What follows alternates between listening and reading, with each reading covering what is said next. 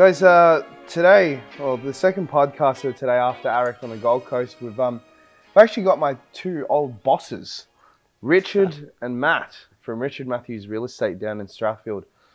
Two absolute legends, two guys that I have a lot of respect for and have immensely shaped not only my career, but to be honest with you, my personal, like who I am as a person. You guys have shaped me. So first and foremost, thank you so much.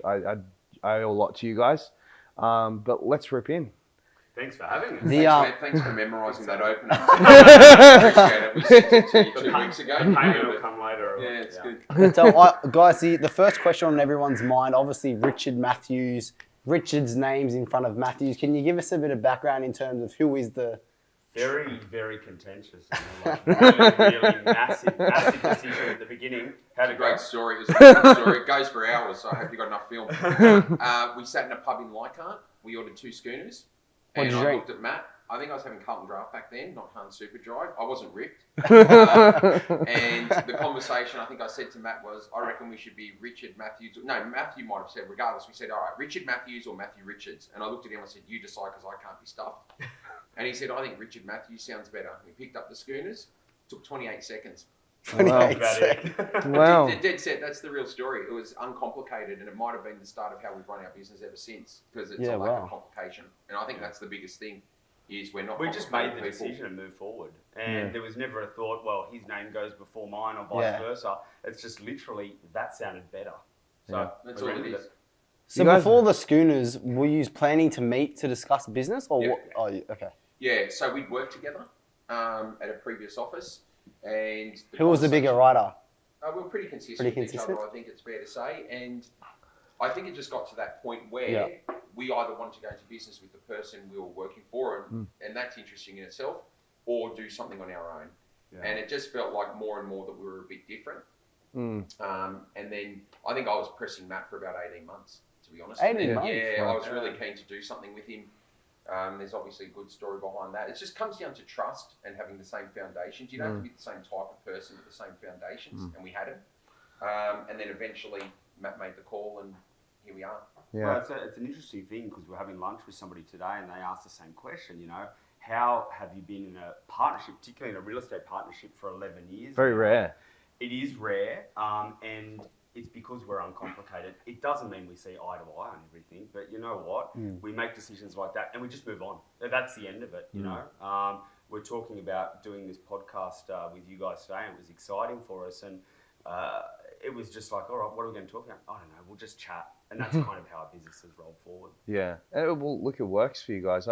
When I was working there, hey, look, obviously hiccups happen, but at the end of the day, it was pretty much watching what I saw was two best mates working together and having fun. Pretty much. And having fun. This is another thing. You guys actually have a lot of fun. As it can be a bit interesting, maybe before the cameras started rolling, you saw a bit of it. But you know what? It is fun because ultimately, look, we're not brain surgeons. Look, we're having a good time. Yeah. You got to remember it's an and intense business, Like the business itself can be intense. So it's important there's a lot of banter as well.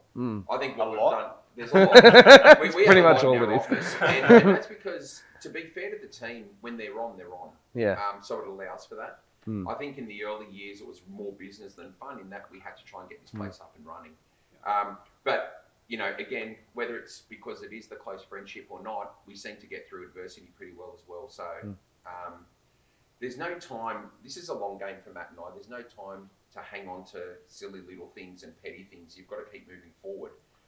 And it only takes guys like you who are coming through the industry. You keep everyone on their toes. Everyone's keeping you on your toes. Yeah.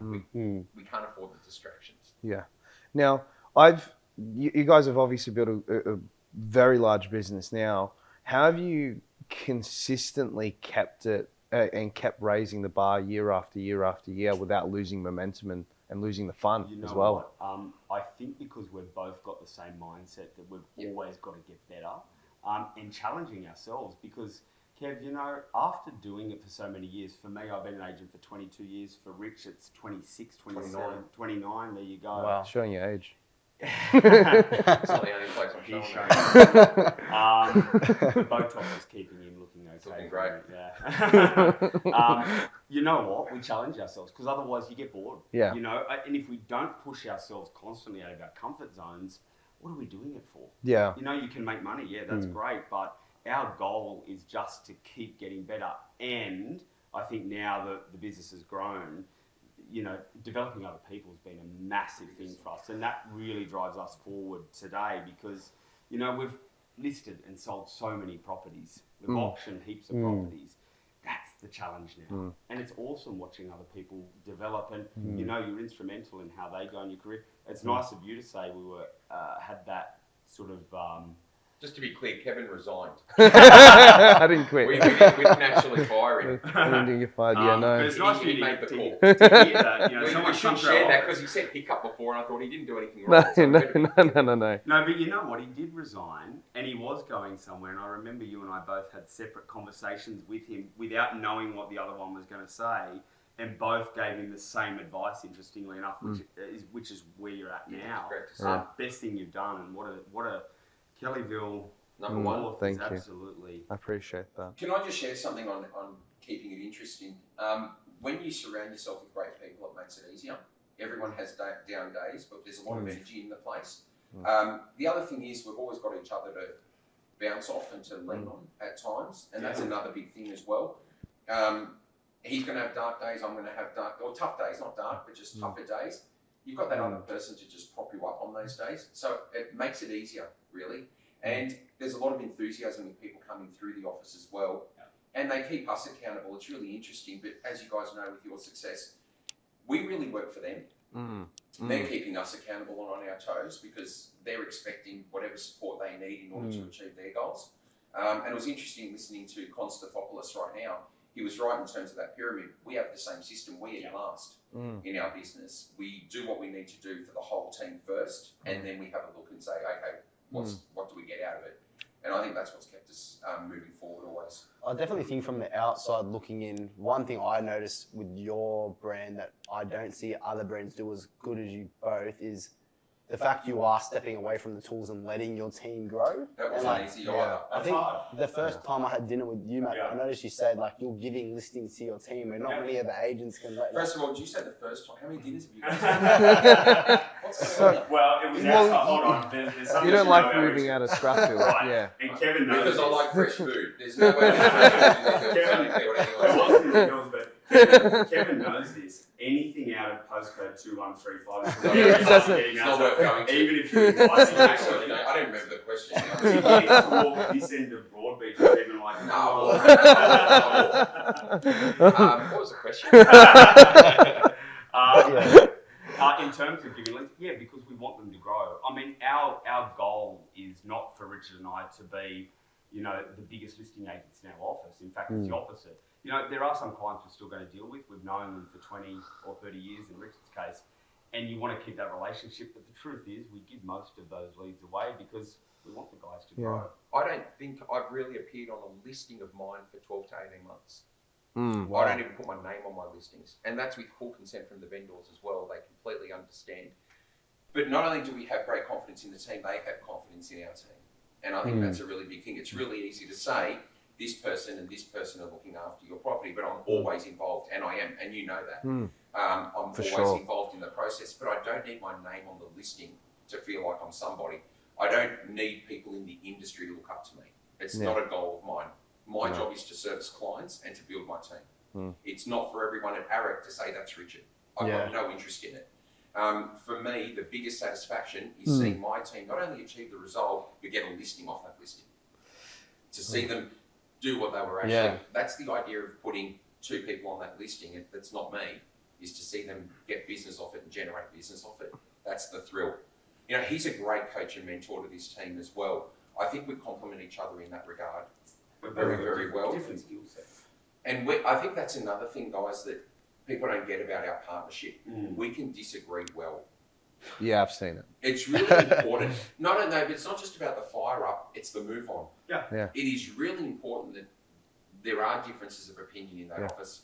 You asked earlier, how do we keep moving forward? That's how. We challenge each other. Yeah. That's how. Like, we come from different kind of angles, but, you know, the path and the goal is exactly the same. it's funny you say like differences.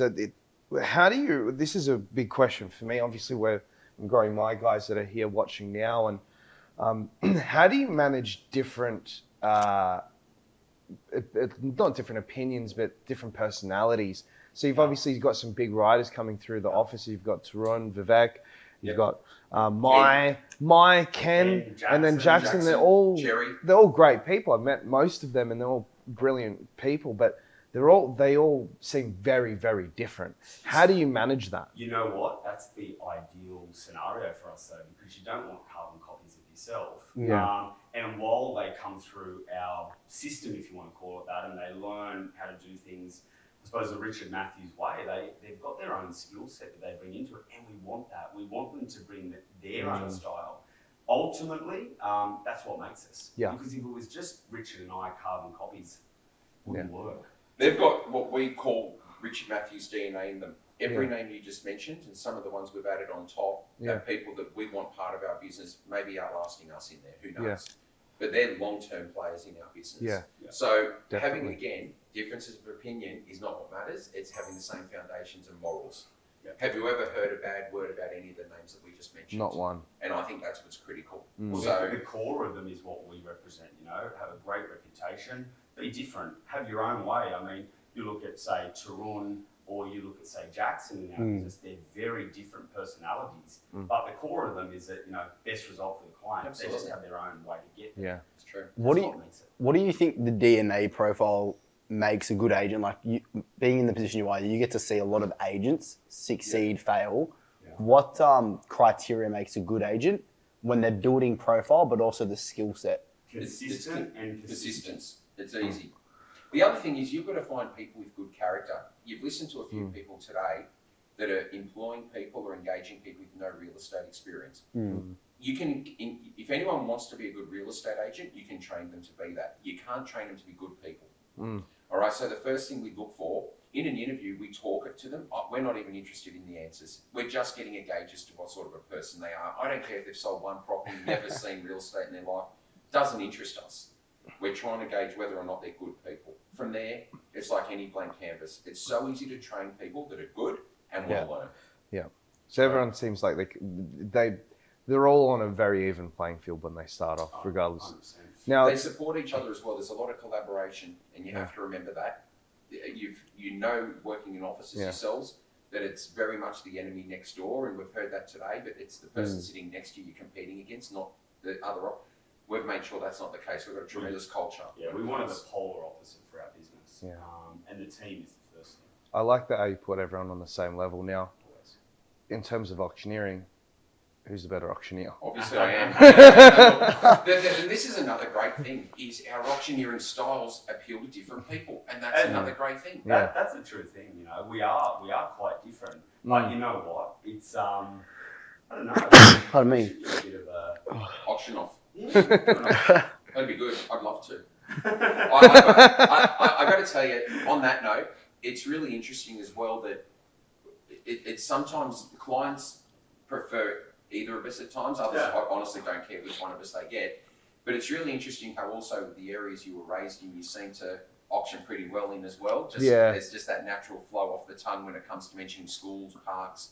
Yeah. I do know Lake Gillawarna in Georgia. So Do you feel it makes a difference the area you auction in? It's not a huge thing, but it's just subtle little things like that. I think having an in-house auction team is a huge advantage for us. I mean, the area I don't think matters as much, but knowing your team and knowing what they're doing and they knowing what you're doing, I think that makes a big difference. Yeah, it's really interesting because no one really had, like Melbourne, you get it a lot. Yep.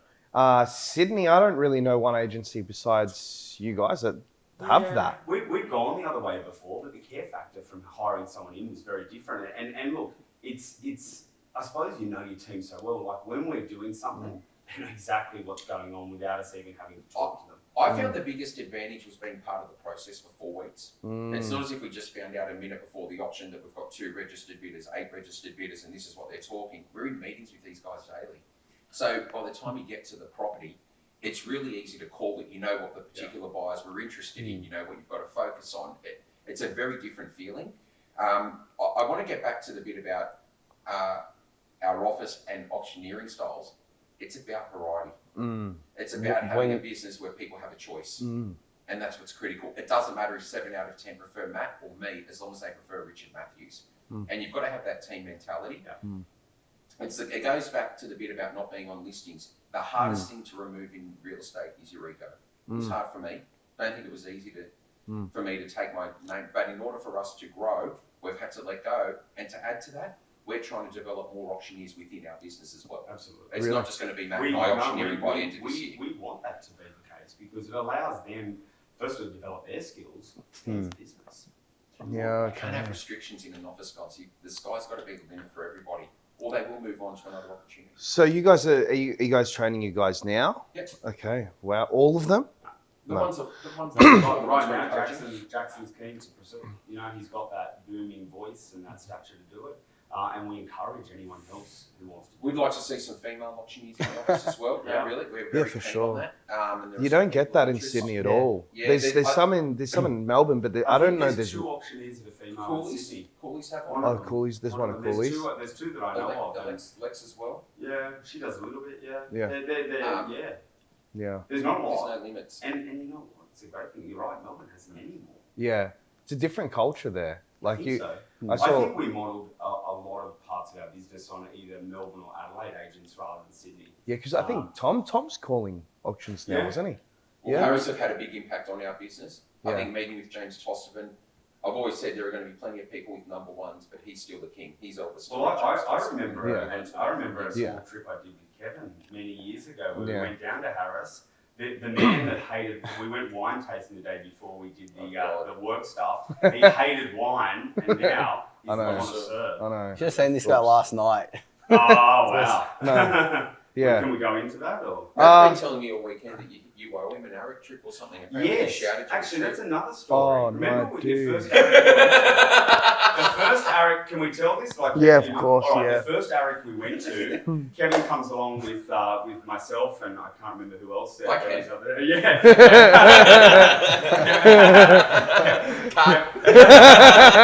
Kevin comes along to Eric, and anyway, he we went to the Cuban when we went last night for dinner. We sit down at dinner, and it's like, all right, we're gonna have dinner. He goes, I didn't bring any money. I said, what the fuck do you mean you didn't bring any money? Yeah, I He was goes, dead "No, no." broke. I was so broke. So I catch him up, and I'm still waiting for the return. I reckon that was 6 or 7 years ago. Yeah, that was See, I've never five, believed the 6 story. years ago. Yeah. Oh, I never believed the story because he's never even bought me a coffee. There's so many moths in that wallet, it's not funny. And he actually bought you a trip. That's Yeah, I right, he reckon did. the 4 of us That's go nice. out I for know. dinner at some point, and it's on camera. It's actually Oh funny. no. Out of all the Oh people, no. out of all the people you took to Eric that year, he was probably the cheapest. That's absolutely Yeah, true. let's continue to the next one.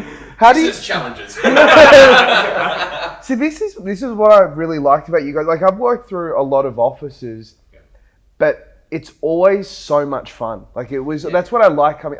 I really enjoyed coming to work, You even made if it it was fun a too. bad month Yeah. or But what made have it you. fun too, mate. Yeah. You know, like that's an important thing to remember is you played a part in that. But how do you keep it fun? Well, for example, today I saw Matthew at the Tom Panos stand, and he's been my real estate hero for years. So I asked him to sign my chest. Oh no, he's actually So signed his Matt chest. actually signed my chest Oh, because no. I've always wanted to know Matthew. So for the listeners, because Richard's I just think taken off his shirt. Yeah. I always And- take Is it. that- It's not an unusual Is event. that a first on your? That's a first. No, That's a What's first. coming up next is You ask how we keep it fun, like doing stuff like that. Yeah. You know what? When we're on, we're 100%. Oh. And you've seen us, like We- we're in that zone. We used to go in the car and we'd like it was 10 minutes full of laughter. Yeah. Yeah. We'd get to a house Us. and And it then would just boom. be So full, Kevin like actually yeah, worked with on. me.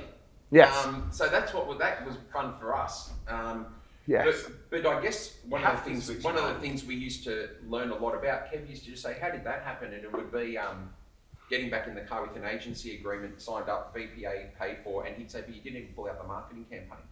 And it was because we connected with the client so well together. We bounced off each other so well in those appointments. You were outstanding. I always knew you were going to be great. Have you got a microphone on? No. He doesn't. Does he need one? This one. He talks pretty loud. Okay, cool. It works. What's that? That's Just making sure we're getting all this going. So there's your answer to the auctioneer question. You know, one of the things I wanted to talk to you about, because Matt showed me a message between you guys and they were about business challenges as well. And I reckon it's a really cool question. And I've actually thought about it while we were sitting in ARIC before, and I was trying to think of an answer, and do you know there hasn't been one?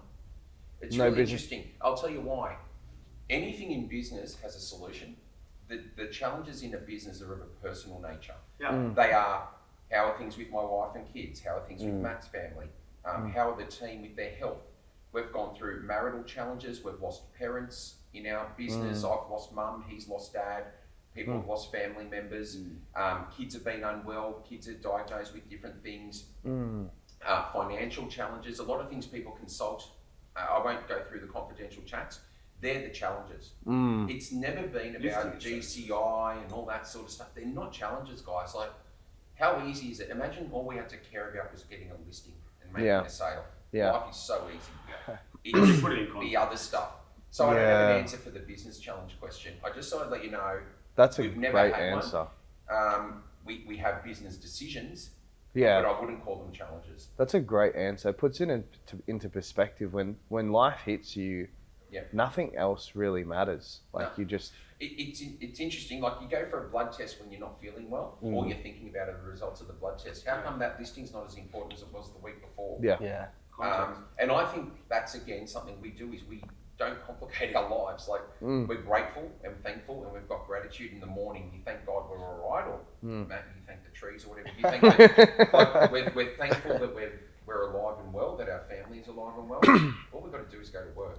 Yeah. And it's actually something we love doing with people that we love hanging out with. Yeah. That's fun. And you know what? Challenge. Because we've built up so many relationships with people, it's like, it's easy. Yeah. You know, it's like in both of your roles. I mean, you know who you're dealing with. It makes life much easier. Yeah. Just, that's all it is. And honestly, when it's a crap day, I just do a social media thing on him. Yeah. And it just makes it better a lot. for everyone. He's a bit stressed because I didn't wear visible socks. But these boys are we're in good company today. Yeah, what are you going to say about that, Rich? You're all pathetic. That's honestly my answer. You're a disgrace to humanity. The millennials I'll cop it from, but people in their 50s, whatever you're in, it makes me sick. 50? He's trying to act like the cool guy. Yeah, seriously. Matt, you dress like me. Yeah. Like shooting images of each other. Well, we live near each other. That's true. That's true. Sorry, Karen. What would you say has been the your best piece of advice for building the successes you have from from an agent perspective and a business perspective? Have fun along the way, which you have to. The teamwork's a big thing. Teamwork. You know when we say we thrash it out and move on, don't think thrashing it out takes 60 seconds. Like, we have a good thrash out. It's really, really cool. But if you don't have the respect we have for each other, you don't get beyond that. The other thing is, you know, when your team develops, they start coming up with really cool ideas as well. So it's not just two people coming up with ideas now. There's a lot happening. Matt's really awesome at connecting within the industry. I don't do so much of that. And the people that he's brought into the business to train us, or people we just go for coffee with privately or whatever, have had a really good impact on our business. You've been speaking on stage like once or twice this year. What's that thing called? The REB. Yeah, okay. Conference. Reinnovate, which was fun. Yeah. That was fun.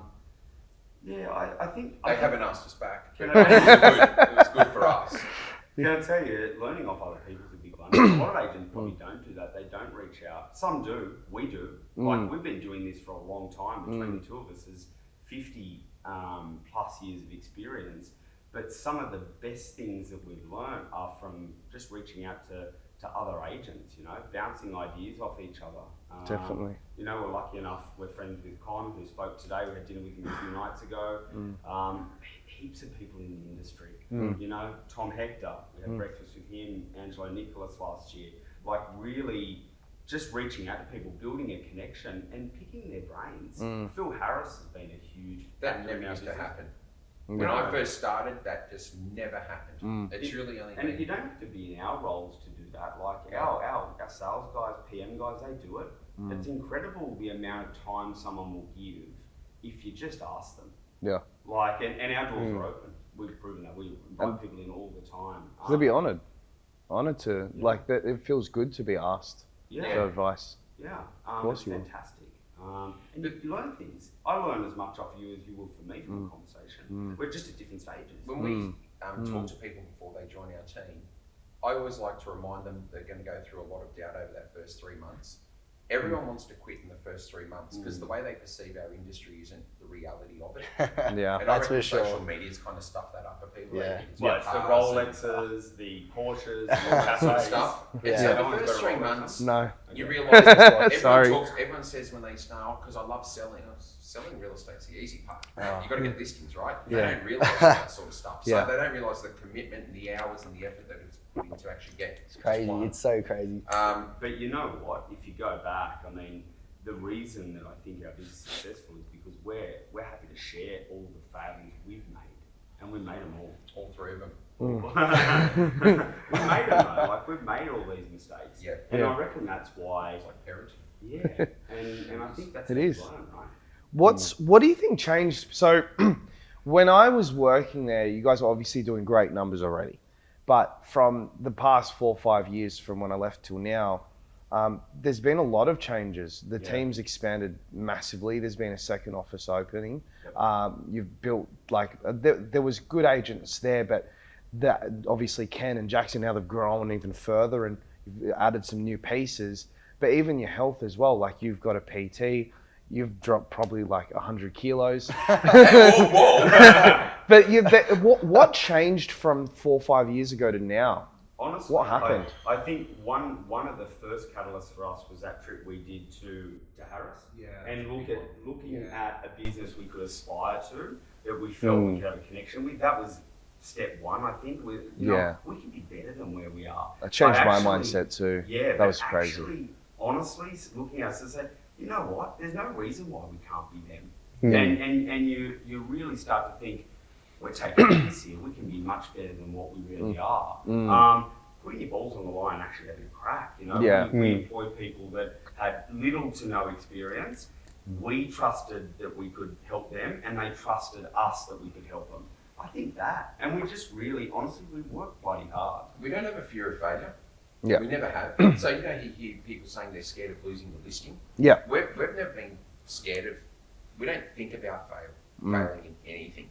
Again, it's about simplifying it, and we do a really good job of that. Always come back to the basics. But it's really good to listen to these people that you guys introduced us all to. Look at the people they target to make sure they fill gaps in their business with the right people. Yeah.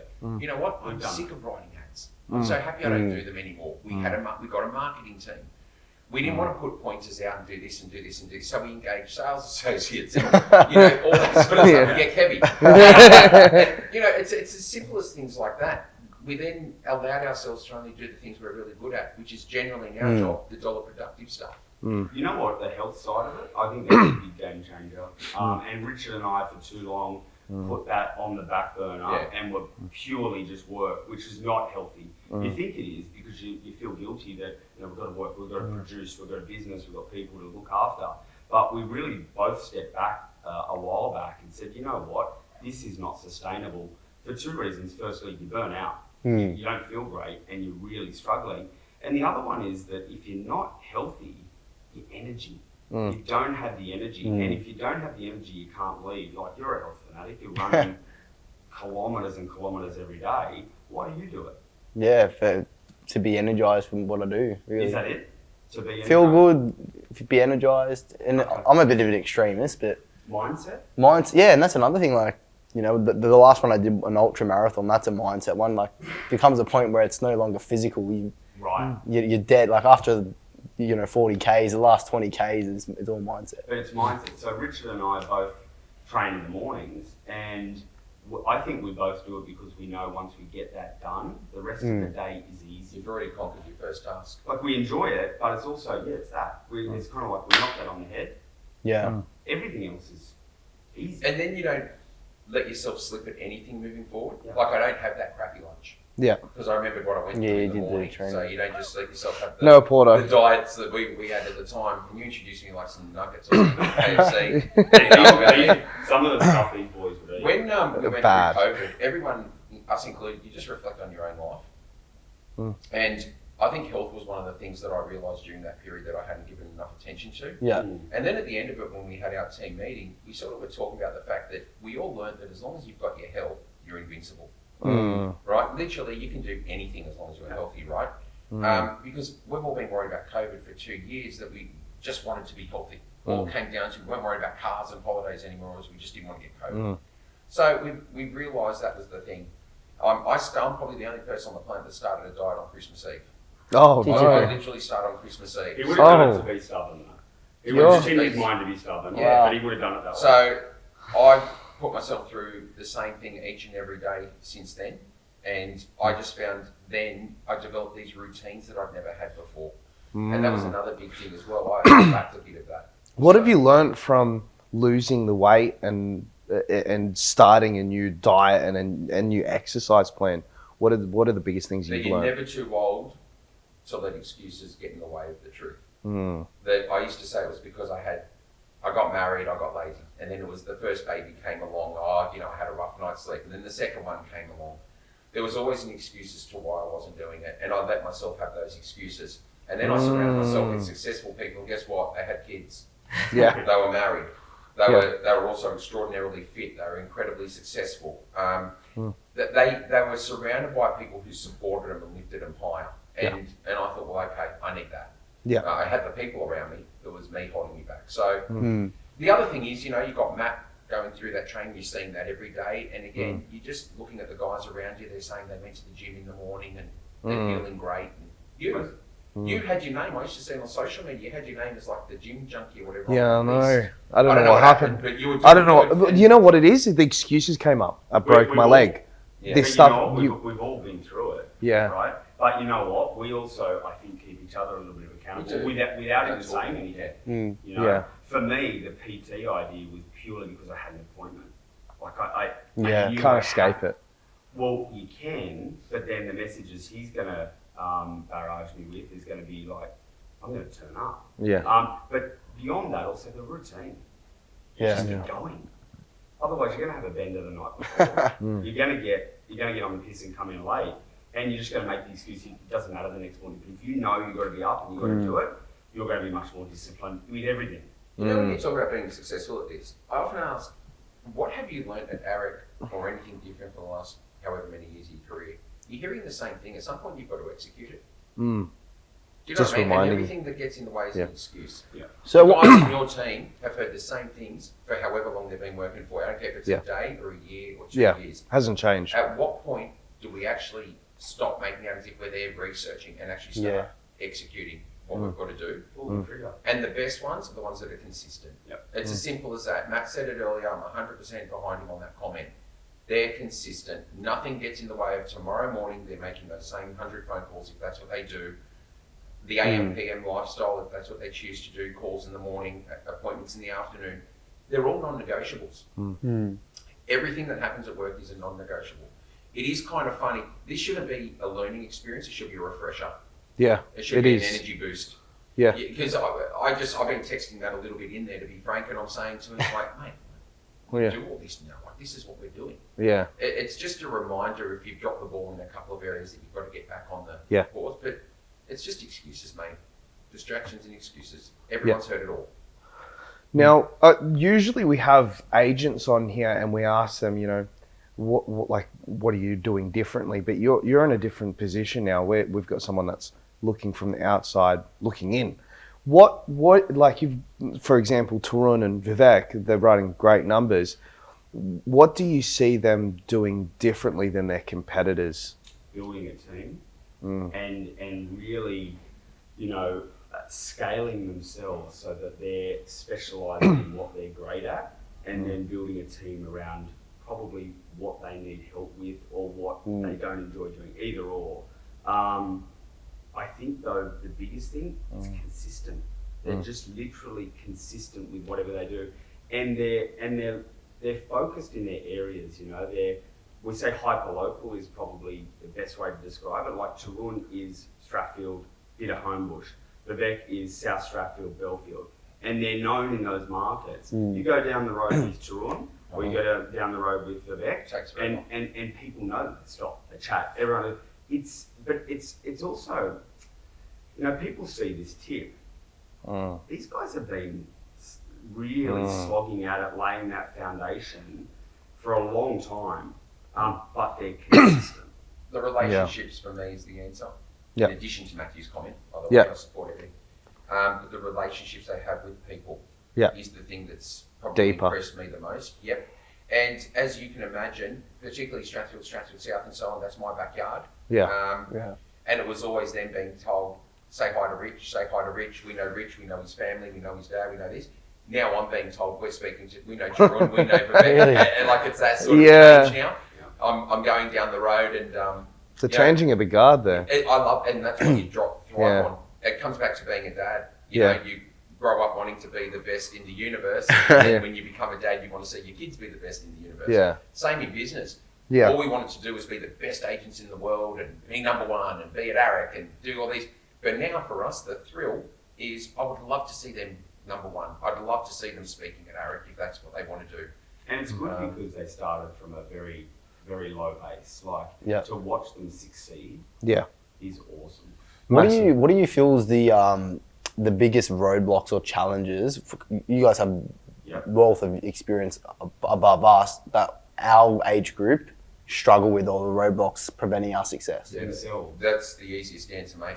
Yeah. It's happening now this weekend, probably with everyone your age. Themselves. I can't believe how many of you guys, not you two, but how many people your age work their backsides off all week only to get plastered on a Friday night before Saturday.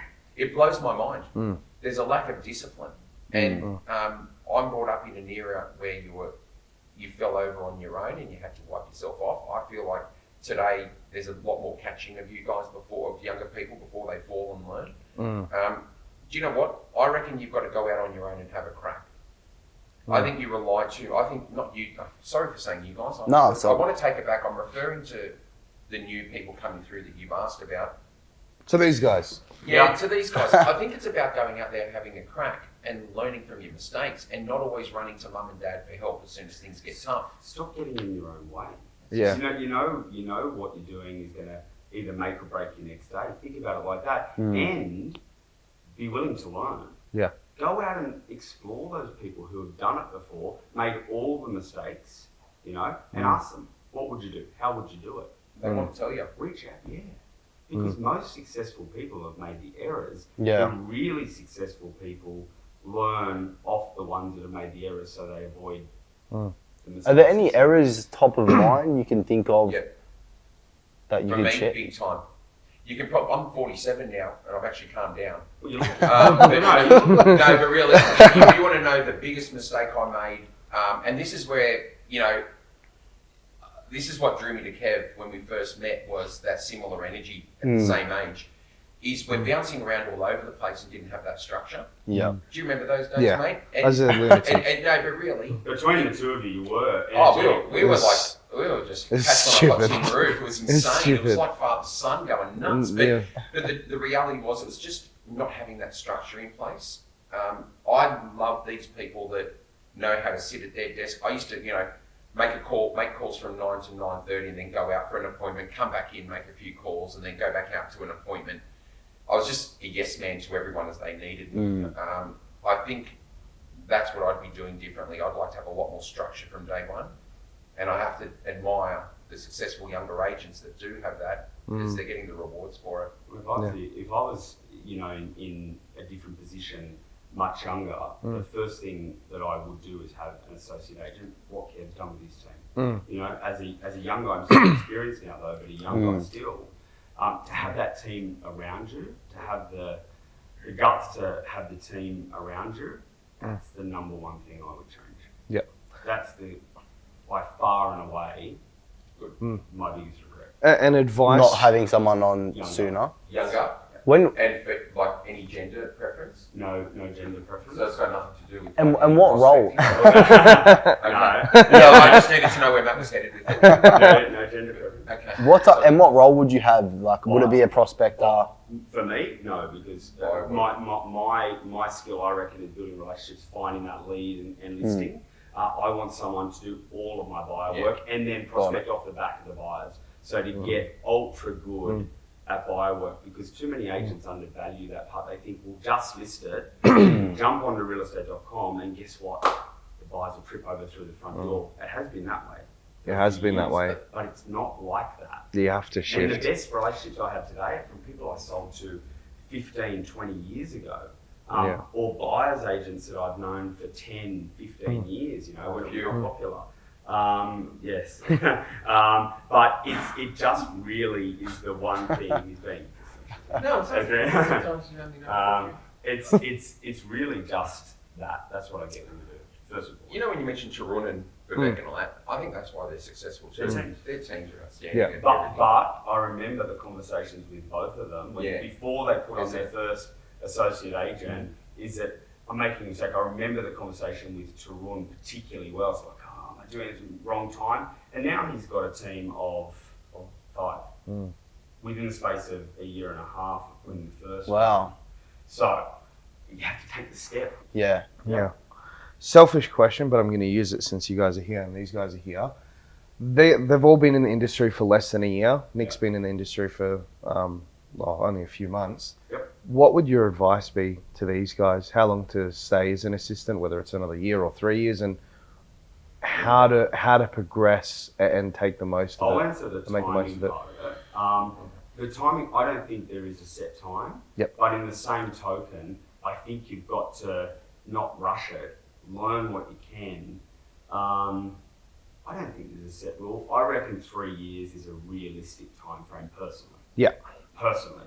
I think 1 year, that's tough. I think 3 years is fair. Yeah. This is our difference of opinion. Yeah. I wouldn't let it go beyond 2. If anyone is happy to stay in that role for longer than 2 years, they don't want to be a salesperson. Okay. Wow, that's To an me- interesting to me, it's way of easy. putting that's it. I've got hunger like nobody on the planet. I know that. I'm highly competitive. I hate losing at everything. Yeah. So if I'm looking for somebody to grow within my team, I want them beating down the door after 12 months saying, what's my plan in the next 12 months? Yeah. And then I want to be given some opportunities in that second year to go out and do some. So you're very big with houses, for example. I know there's probably not a lot of apartments. No way. Can I No. just use Well, it as there an is. I example, just though? wouldn't. Right. Judging when we were doing all that strata, can I be honest with you? Yeah, you loved every I second. hated it so much. I know. And when I came back to the hills, I actually said to myself, I'm really not going to try touch apartments. Well, let me just say something on that as a bit of an explanation for the team. And you Yeah. can do it based on price point as opposed to strata. You might say Yeah. anything up to 700,000, whatever. But I'd be saying in your second year, it's time for these guys to start going out and having a crack at those appraisals. Yeah. And they should be hitting a market that you no longer want to service in that second year, in my opinion. Yeah. So if you're doing 1.5 million plus, is it Nick that's in his second? Who's been And, around longer? oh no, Tom and Zach have been around for a year now. I'd be saying to these guys, in your second 12 months, I want you to get everything between 0 and 1.5. I made that number up. I don't know your core, but it'll be 0 to 1. Yeah. And that you want to focus on the stuff above that. Yeah. So that second year should be a lead into them going out on their own. But that's just my But also Yeah. show initiative. Like, you've got to show initiative. Don't rely on Kev to go and list everything. 100%. Go out there and look for business. You know, pretend you're the lead agent if you like. I will say one of the greatest things you brought to the team, and you did change the way we prospected, was I'd come back into the office and there'd be like 8 appraisals put in my diary. And you're a freak at that. You're probably as good as anyone I've worked with when it I comes can to still that. hear your voice. Oh. They don't believe me. So I what does joined that it make you now. now? We can all remember. We've all remembered your line. But the funny thing is, you rip through them and you generate a lot of business through that. And I expect that that's what they're doing for you. They're doing it massively. Yeah. So I think once they're able to do that, see, the reason I talk about our second year is they're developing relationships with the guys over the phone anyway. So for them to show up is not some junior showing No. up. They've earned the credibility by getting the appointment. Yeah, So exactly. it doesn't hurt for them to go and have a bit of a crack. Yeah, for sure. I like what Matt I said. agree. They're meant to be beating down the door and showing that initiative and saying, Kev, I want to take this one. Yeah. What would your advice be to someone like Kevin and myself in terms of working for a company under a brand versus going out on your own? I think if you've got I think real estate's changing, I think right? so. I think what's going to happen is you're going to have more, let's call them big offices, super offices, however you want to term it, and then you've got those teams, those great sized teams within the brand. You want a brand that's going to support you because you don't want to have to do all of the legwork that's going to take away from what you are good at and what makes you money. So everyone thinks it's easy to run a business. It's not. Real estate It's not. businesses are bloody hard. And no, that's expensive. You've got to have a big team. Yeah, that's a big payroll. People think that Massive. when you ask us that question, it always sounds like a business owner not wanting their team to go out and start their own business. But the funny thing is, what Matt said is actually 100% correct. It's not like it used to be where everyone can just go out. Have you noticed there are so many offices we actually don't even know in our core areas? Yeah, it's true. You've got to have size. Yeah, Size matters. I've been trying to tell them that for a while. But size matters. And for me, as much as it use them. No. Say whatever the fuck you want. For me, as much as it pains me to say it, when I think of Kevin Buchanan, I think of Manor. Yeah. See, for me, But great synergy. he's part of that. That's right. Yeah. He's part of that brand. I don't even know the directors' names by heart. I asked today. I do respect them, and that's why I raised him. One of them in particular. Jay. Jay. Yeah. And I'm sorry I forgot it, but I actually think of you when I think of Manor, and I think that's what business is like now moving forward. That you don't have to be Jay to be considered Manor. And I think that too. Like, the fact is, when if I was to go, if I go out on, someone asked me, what if you go out on your own? Like, why don't you think of it? And I go, well, you really want to compete against Manor? Like, You said something to me about that, and he said, I'm happy. and happy. I'm happy. You asked us for And a job. super You asked happy. to come back. Can I just say something? No way. No chance. The Strathfield Apartments. No way. Strata Kevin specialist, Kevin. I'd rather do Kevin? strata I management. touched on it earlier. And I want to remind you of it. Running a business has nothing to do with listing and selling. If you want to be successful as an agent, do not own a business. Yeah, it's true. There are 35 to 40 people that we have to look after every single day that does not involve listing and selling. Yeah. It's very hard to work People like think that. it just happens and that everyone's just always happy and everything's always easy. It's not like that. I think It's for not. some people as well, like if they want to tick it off. So for us, we've got pathways for our agents as a big part of our growth, I think, in the future, is that they come into the business in different capacities and take some sort of ownership of Richard Matthews, maybe a different office that they'll specialise and help run. And I wish that was available probably when we were coming through because you wouldn't need to. Richard Matthews North Kellyville is one of our offices that are going to be opening soon. So I reckon Jay and Igor are going to send a bomb package. We're looking for. I haven't met him yet. No, but it's if you're in a great team, the money that the top sales agents earn as sales agents will eclipse, I for sure believe, what business owners can earn, just because there's sheer profit in it. Like, you're not pumping money into branding and you're promoting, but not on the same scale. Yeah. And you don't have a huge payroll back end, Payroll, rent, massive. office, Insurances, you name it. I'll give you a basic one. 4 days ago, I don't sleep very much. 4 days ago, 4:45 in the morning, first text message, Rich, I've got COVID. Wow. 5:02 a.m, same day, 17 minutes later, another message, Rich, I've got COVID. These are 3 days before we've got 12 auctions. They're salespeople, right? Responsible for multiple auctions, 126 open homes that day, all sorts of stuff going on. Does it really seem like a fun job? Before most people have woken up, I've had to devise a strategy to try and make sure who's covering who can do this, who can do that.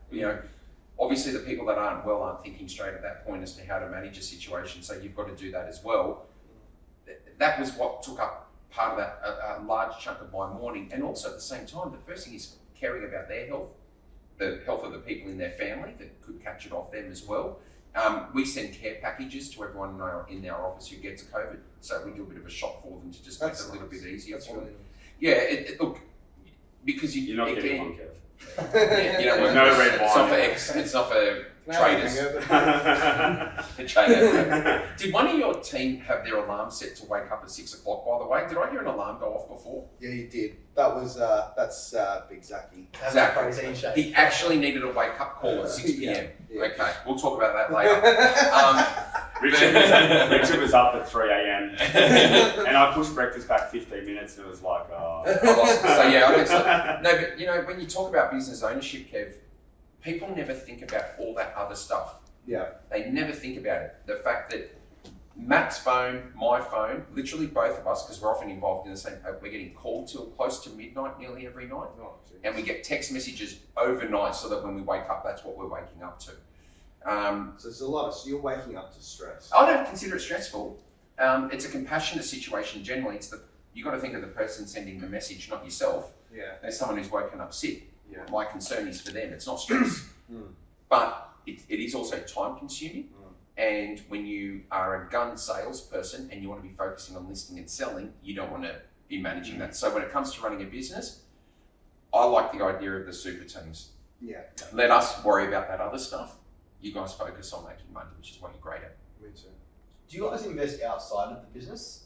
Development, property, shares, other things? We've got stuff and we're always looking to diversify. But interestingly enough, always wanting to do stuff together.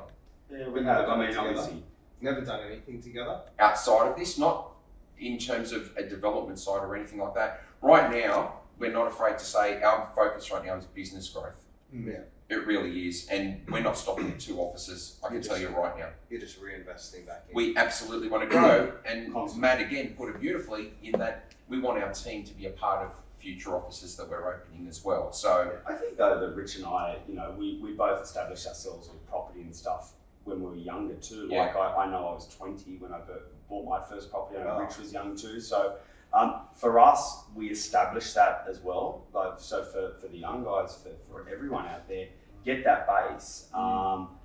It's important, but we're keeping the money now that we're making by reinvesting it back in. Yeah. I'm from my background with the family stuff. Yeah. So development was always sort of in the family as well.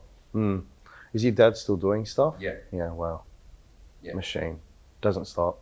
Yeah. Do you remember when you might be saying it now, I want to finish at 40 and I want to retire at 45 Yeah. and I want to try just give up on it. Yeah. It's the last thing you want to do when you get to those ages. Yeah. Yeah. Your mind's just got so much information, so much knowledge, and you just want to keep improving. Yeah. It's true. It's so funny because I find like not many agents invest in outside of their in property. They like to spend money on the appearance of things, but they don't. You know, that's a big thing. Like, I don't know. I think a lot of people place their value on stuff. And as you get older, right, that value is not really what you think it is. Yeah. It's nice. Like we both like to holiday well. I like cars. Rich doesn't. So we have different interests. He likes clothes, I don't. Yeah. Do you think that's because I actually want to pick your brains on this? Do you think it's important to We're not lavish. when you're one thing I'm being conscious of now is the perception I perceive to a client. If I want to be a 2% agent or whatever, like something I want to get your opinion on is it okay for me to be myself and wear what I want to wear, or is it also important to take into consideration the perception? Okay. That, Yes, do you know what I within mean? reason. Yeah. Yeah. If you're going to turn up with shorts and a singlet, you're going to struggle. It might be yourself, but even we don't do that.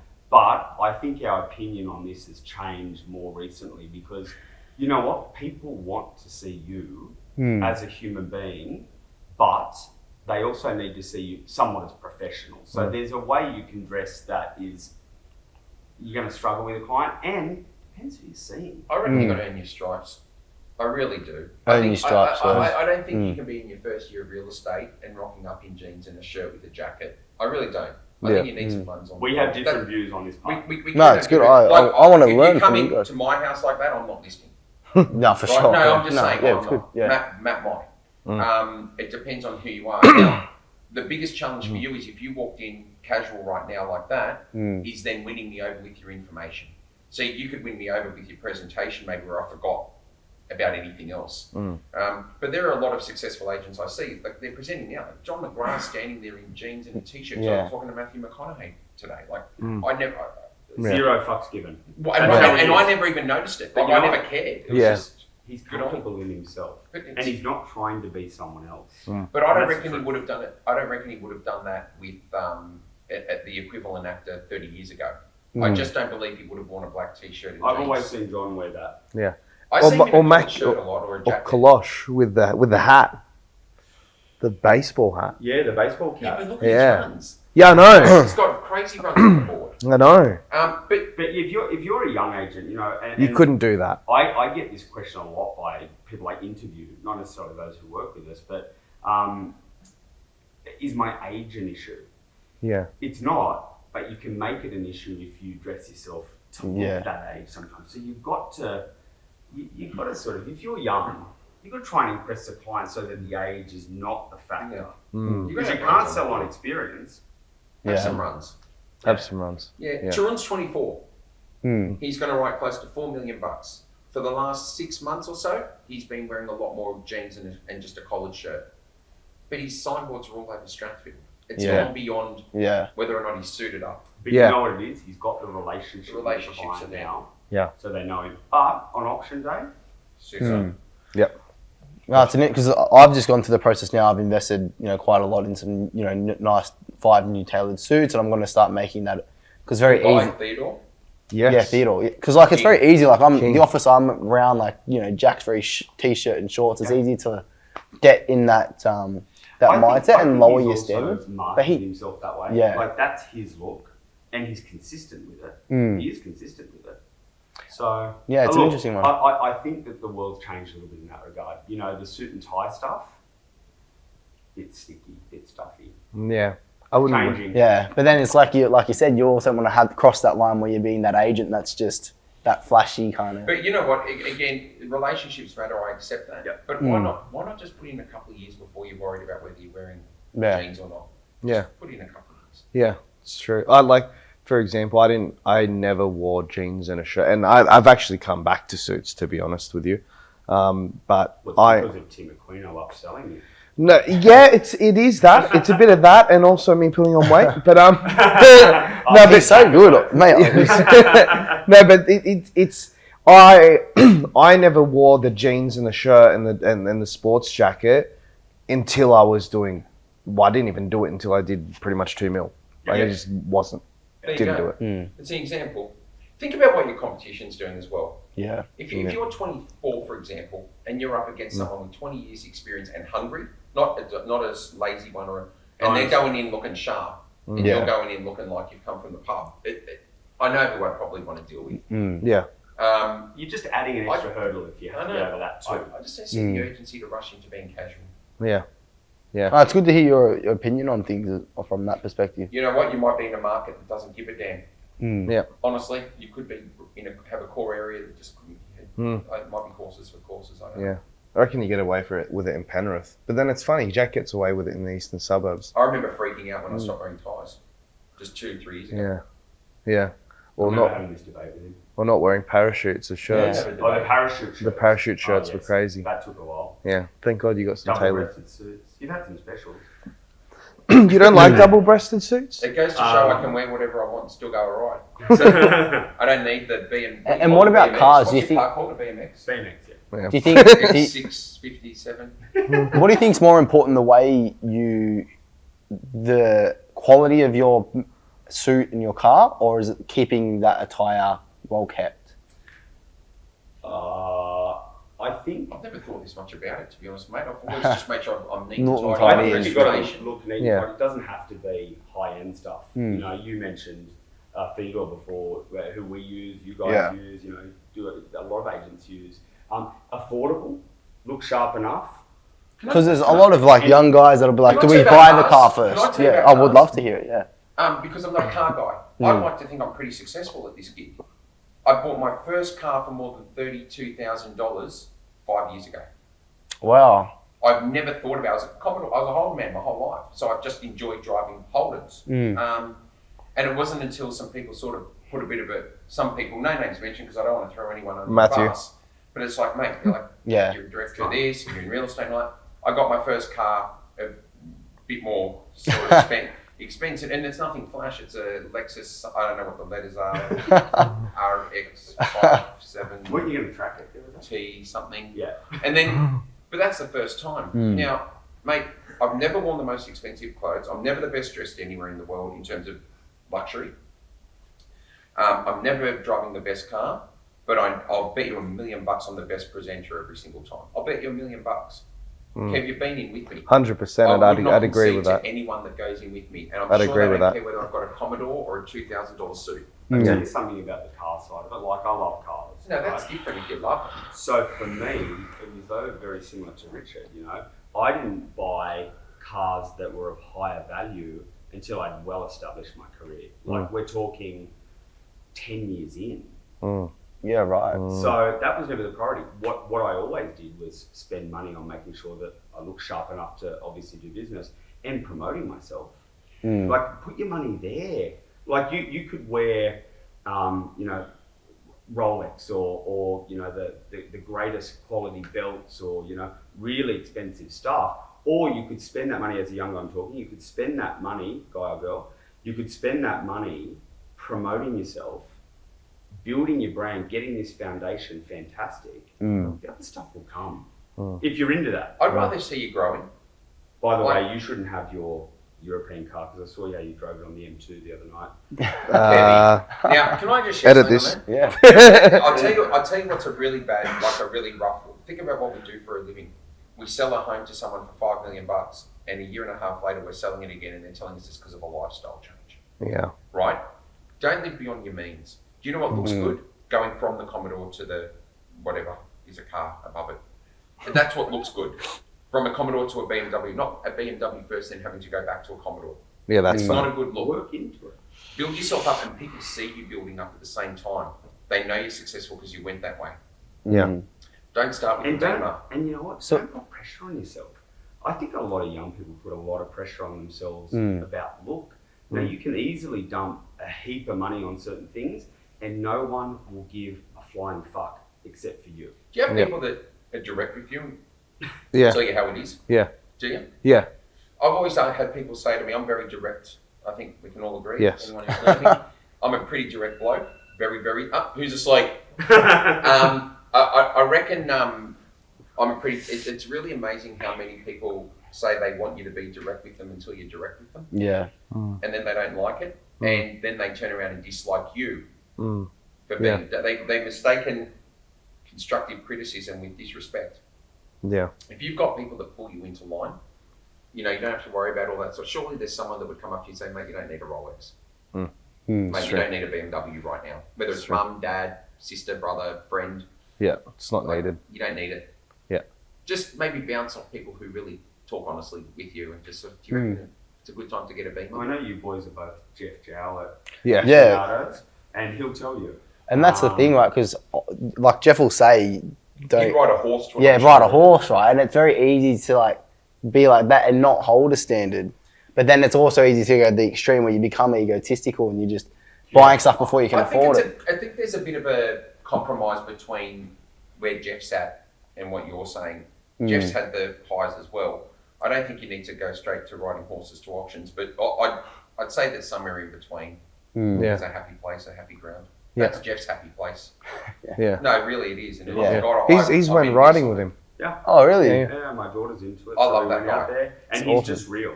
Mate, he's a out there, champion. he's Yeah, awesome. he's a champion. Engaging with her, with the horses. And, Yeah. Yeah. But he's passionate about. Like, you can tell he's there, and he's like talking with his passion. Trying to engage him on other stuff that he's not just like Yeah. It doesn't care. just direct. Yeah. Nothing wrong with that. 100%. He's awesome. Yeah. Guys, one kind of final parting piece that I wanted to ask is, you've, in terms of these agents that you've grown, what do you think you've done differently as a leader to help build these guys into some of the multi-million-dollar agents? Look, I think for us, we're selfless in it, genuinely. Like, we put a lot of time and effort. We train them. We go to appointments with them. We give everything we've got. We impart our knowledge to them. I think part of it is them naturally with the team, you know, learning off each other. That's a real plus. Very similar synergies because they were all similar experience. I think we just genuinely want them to be better, and we give whatever we can. Genuinely, yes, the business benefits from that. Yeah. Of course, they benefit from that both ways. Yeah. And we love it. We're passionate about it. Like, we'll do whatever we have to do to help our team. I'll answer it by giving two. I'm going to give one answer about what I think Matt does well and what I think I do. And it's not to say that Matt doesn't do what I do and vice versa. I'm saying I just want to talk about each quality. I think Matt has an incredible ability to connect with everyone in the team. And I think that's a special quality. So whether they're best friends or not, Matt knows how to connect with the team. So for me, I think Matt makes them feel extraordinarily comfortable when they need something. Mm. I think that's an incredible quality from a leader, because some people can be intimidated. You've seen us like this and you might think, oh, there are a lot of offices where people can't talk to their directors or managers because it's a bit scary. We hear that a lot. I reckon the fact that Matt is so approachable and has a great connection to the team. It's the old Ian Chappell story in cricket. For those that love cricket, they knew he was the captain on the field, but off the field he was one of the boys and he could have a beer with them. And I think Matt's got that relationship. He can have a beer with them when it's not work, and when we're at work, they respect him as a leader of the team. For me, is that a fair? Yeah, I think so. For me, I'd like to think, if I can speak about myself without gloating, because it's not, seriously, it's not about gloating. I think for me, my greatest quality as a leader is courage. Because I've got what you might call the unenviable position of being very upfront with people and having to say things as it is.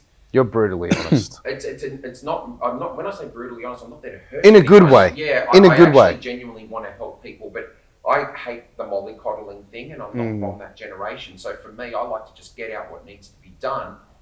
I think what Richard's saying is right. Like, his skill is being able to just Say it how it is. Yeah. very direct with them. I just want to finish it with one point. Is I thank the bloke next to me for supporting me when they sometimes go to him and say, "Hey, Richard just smacked me across the face," and he'll say, "Well, okay." No, but Matt will then also support me in his way, in the way that I went about it. So, But that's the reason he's successful. I really mean it's a it. good synergy. It is a good one, but I think it's easier said than done to be in my role.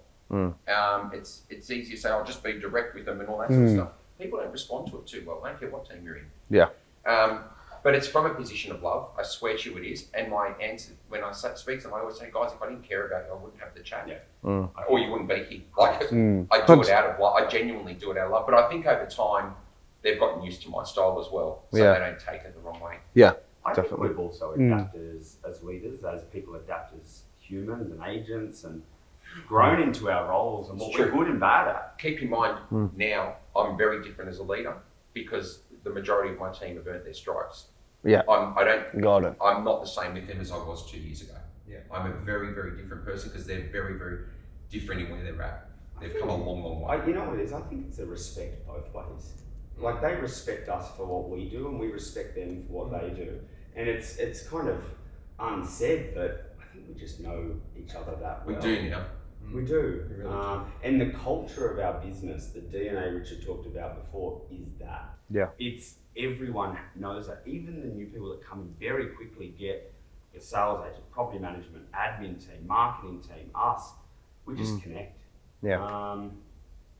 Why do you guys do this? Why do we do this? To learn. Yeah. To learn. Yeah. Yeah, we start like we. You're imparting the learnings onto other people, which is awesome. But obviously, you guys get a lot out of it. Yeah, that was the main Massively. reason to meet people like yourselves to learn. 100%. So I just wanted to say I was on a podcast. To be honest, that's all this is about for me. I've never been on a podcast. Oh, there you go. It's the most of my life. I would have worn my brown shoes that look like this. No, you said. I'll send you. How many pairs of shoes do you have? This and the brown ones. Okay. And when did you buy your jeans? 10 years ago. 2000. Before the Tigers won the grand final in 2000. 2005. Is that right? So yeah. That's Are you a legit. Tiger? You're going to go a long way. Wow. You know what? Go back to sleep. I'm sorry what I said. Can I give you guys some credit here? I've watched a lot of, or probably all of your podcasts you do. It's real and it's raw and it's natural. It's not too staged. You know, and some of the other ones you see out there, or certainly that we've done, is like it's very stiff, it's very sticky, and it's easy to have a conversation with you boys because you are genuine. So that's probably why you're successful, respectfully Thank in you. your own industries. And for me, appreciate that. I've never watched it, but I hit like. I just want to get that out there. What? No, there's nothing wrong with that. I'm honest about it. No, because I want to support you, mate. Thanks. If I'm going to watch this. So yeah. No, but it's natural, and that's a credit to you guys. What advice would you give? Stop doing them. Hours. It's not productivity. Yeah. About what? Just advice. In the podcast, as an agent, as a young I person. wish I did Be it. yourselves. It's unreal. You're killing it. Yourselves. Be yourselves, because you know what? The second, Richard and I, when we first started auctioning full time for our business, this is the perfect example. We used to use an auctioneer, a gentleman by the name of Peter Baldwin. Legend. One of the Gun. industry's legends. Absolute gun. Top 2 auctioneers I've ever seen in the country. Like skillful, 40,000 odd auctions under his belt, phenomenal. When we first started doing it a little bit, because we were getting a lot of volume years ago, we tried to emulate him. And we both said to ourselves, interestingly, I'll never forget it. we had this conversation, and we were saying to ourselves, we're not him. And you know what? That's the point. It was we're not him. And we can't Literally be. heard his voice in my voice. And his articulation of things is different how we can do it. And the second that we dropped trying to be someone else is the second that our auctioneering ability went next level. Because quite frankly, what happened was we learnt to love what we were good at, and we both do it our own ways, like we said before. But what Rich does is natural to him, and what I do is natural to me. So for you guys, do the same thing. Stop trying to be somebody else. Learn from other people 100%. Get all the training, get all the mentoring, get all of that. Listen to the podcast. But take that information and make it your own with your own style. Because otherwise, you'll never be anything to anybody. Great advice. I've got none. Do what you want. Do what you want. No, I wish I did them. Yeah. What makes you say that? I think they're fantastic. I love this We side have of real fun estate together. now. Yeah, Yeah. I think we'd be fantastic together. We wouldn't. Is it too old to start? No. What do you mean? What the hell was that? We wouldn't have had the Sam. we wouldn't have had the San Pellegrino waters though. We would have had a few beers though. Yeah, we're a bit more class. Well, I would have done beers, but I thought he was on a diet, so. Oh no, I think with this I can get away with a few. Can I just say, I think imparting your knowledge or the knowledge of the person you're speaking to is critical. I am so appreciative of what time people have given up for our business. Yeah. It's incredible. You guys don't realise how incredible this change has taken place in real estate in the last 10 years. It never happened. We didn't even acknowledge each other on the street. Really? Yeah, and now people, and how connected we are to agents all over the country and New Zealand and all sorts of stuff. We had a lady that I've loved since ARIC 2014 by the name of Wendy Alexander. She's from New Zealand. She spoke to our team during COVID via Zoom, did a presentation to the team. You'd be surprised. Just reach out. Everyone's available. Yeah. It's crazy. I know. It's so awesome. I know. Yeah, anyway, you're Well, going to come and join us for dinner? Yeah, let's go have dinner. Legends. Thank you Thank so you. much. Appreciate it. Thank you. Thanks, That was guys. really good. I actually really enjoyed that. That was heaps Thank you fun. so much. Thanks, boys. That was fun.